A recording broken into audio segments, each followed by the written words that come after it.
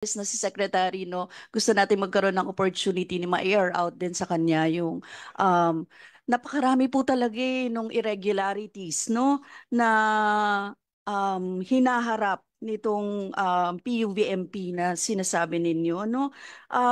Mula pa po nung unang hearing hanggang ngayon, ito pa rin, hindi pa rin talaga siya nare-resolve, Mr. Secretary, Mr. Chair. Given yung various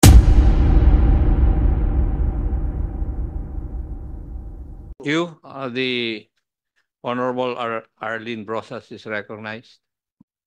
Thank you, Mr. Chair. Maraming salamat, Mr. Chair. Mr. Chair, kasi since aalis na si Secretary, no, gusto natin magkaroon ng opportunity ni ma-air out din sa kanya yung napakarami po talaga nung irregularities, no, na hinaharap nitong PUVMP na sinasabi ninyo, no. Mula pa po nung unang hearing hanggang ngayon, ito pa rin, hindi pa rin talaga siya nare-resolve, Mr. Secretary, Mr. Chair. Given yung various reports, yung irregularities, yung negative effects of the franchise consolidation, ano? Kaya nga po nung second hearing, I remember, talagang sinabi na namin na indefinitely, baka pwede suspend muna yung program kasi pag-usapan muna natin kung paano talaga itong mga ito. Kaya po ganun na rin ang pakiusap na maging keep an open mind doon sa mga naririnig po, inire-report ngayon, lalong-lalo na nung mga apektadong hindi lang individual pamilya-pamilya po talaga, no, yung apektado dito, Mr. Chair, Mr. Secretary. We have various reports, problems of co-ops, ginulpi ng chairman, dumaan sa ruta, operator na hiningan ng more than 100,000 pesos, hanggang ngayon wala pa ding unit.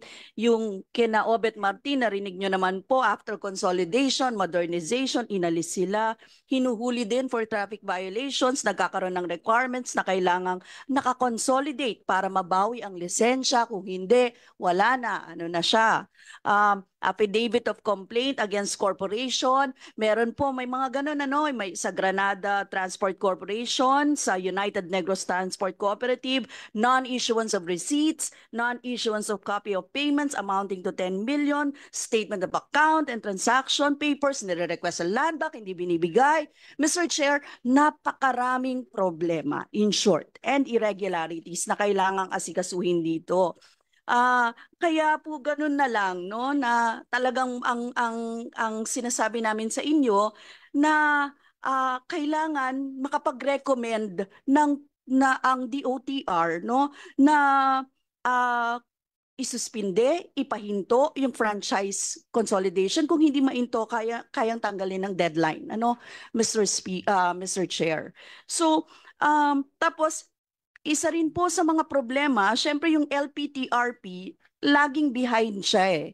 Tapos para tayong nagmamad push for consolidation, pinipilit natin yung franchise consolidation.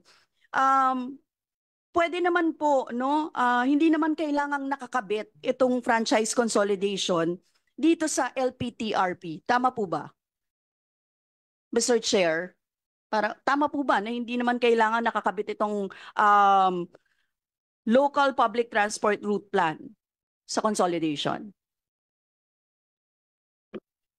Mr. Chair. Hiwalay po na component yun, ma'am. Pero yun po yung unang step, yun po yung binanggit kayo ni Secretary. Yung industry consolidation po muna yung component na. Yes, precisely, Mr. Chair, no, Mr. Secretary, no.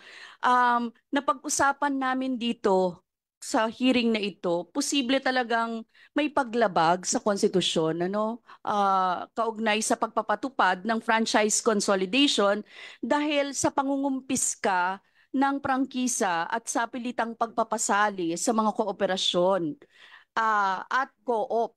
Yun po yung pinaka problema, Mr. Chair, Mr. Secretary. Yan, thank you. Thank you. Last but not the least, the Honorable Fernandez. Route rationalization and operational consolidation. Sinabi ko na nung pampayan Pero as I see it, you just took it for granted. Ganon yung akin. And Mr. Chair, 10 seconds lang po. I'm not sure, Mr. Secretary, if you know the numbers, the projected numbers of modern jeeps. And baka pwedeng i-share ni Yusek Lontok kasi na-shock po ako. Pwede niyo pong i-share yung projected number, the current number of e-jeeps today and 5 years down the road. Or 8 years down the road. Baka ma-shock din po kayo sa dami ng iniisip na bilang 8 years down the road. My point being, alam niyo po ba na ganun kadami ang iniisip na modern jeeps in the future when in fact, aren't we modernizing our rail system? Kaya ang dami po natin ina-appropriate na pondo para sa modern rail.